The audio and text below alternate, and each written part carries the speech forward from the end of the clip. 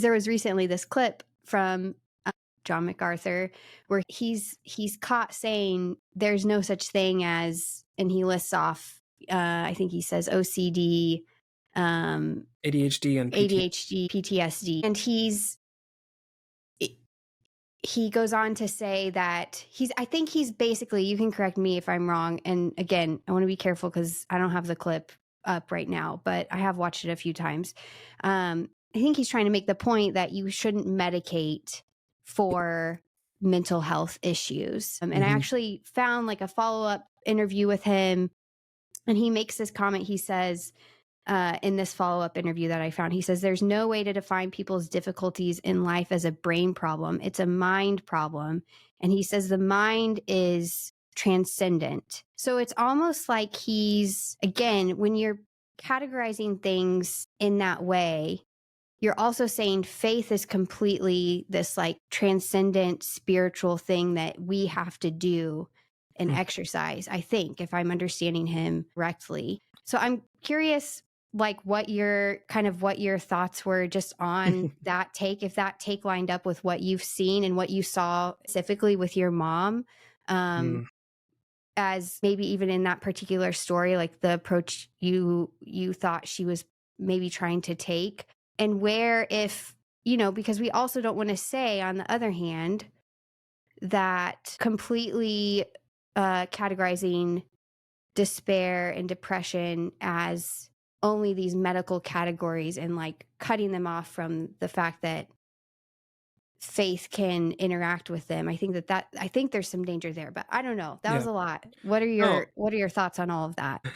Yeah, so I think it is a lot, and I think that's okay, because I think the church, by and large, hasn't done a good job of understanding the physicality of suffering. And I think Chad Bird does a great job of this. And I think it comes from his book, The Christ Key, where he talks about like when that sin happened, it was almost like it's a fraction of creation. But he talks about, he uses the language from Jeremiah, which is just to say it's almost like reversing the creation. So there's like this physical fracturing that's happening, which seeps down, yes, even to our brains, which is to say that, no, not all mental health suffering is because there's a chemical imbalance. But that's just also not to say that there is a chemical imbalance that sometimes informs that sometimes affects that sometimes causes that.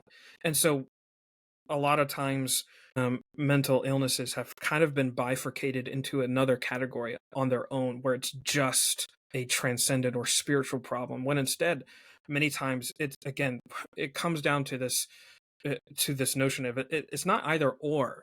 It's both, and it's we don't have to try and say that it's either or. We can say it's both, and I think that's a helpful way to understand this conversation, because as you were saying, like if you just throw the pendulum onto one way or the other, then you can probably get into a ditch in some regard. But specifically to this conversation that John MacArthur had at this conference, so he gives an explicit rendering of what we're kind of talking about, which in context he's referring, like, because I went and listened to the whole Q&A. Oh wow, okay. Where this comes from, and it comes at like the last like 5 minutes of like a 45-minute Q&A at this conference that he was at. And yeah, he's talking about the idea that like a lot of these diagnosable mental illnesses were kind of like, at least if I'm understanding his rhetoric correctly, it's kind of like they derived out of like the 50s, when there was a bigger push in the pharmaceutical industry. And so this idea that if we want to be responsible Christians, that we shouldn't medicate our kids or all that kind of stuff, which again, there's like a cringy, yeah, I see what you're saying there, but like I think what I latched onto, and I think what a lot of people latched onto, was this very sort of dismissive way in which he said that these things don't exist.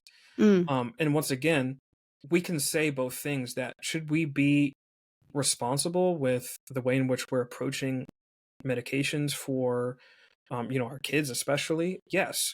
But that also doesn't mean that those things don't exist. I think Yeah. that's kind of irresponsible. Yeah. I think I can say that. I think that's kind of irresponsible to just flatly and kind of dismissively say, yeah, these things, they don't really exist. They're kind of just constructs of quote unquote big pharma.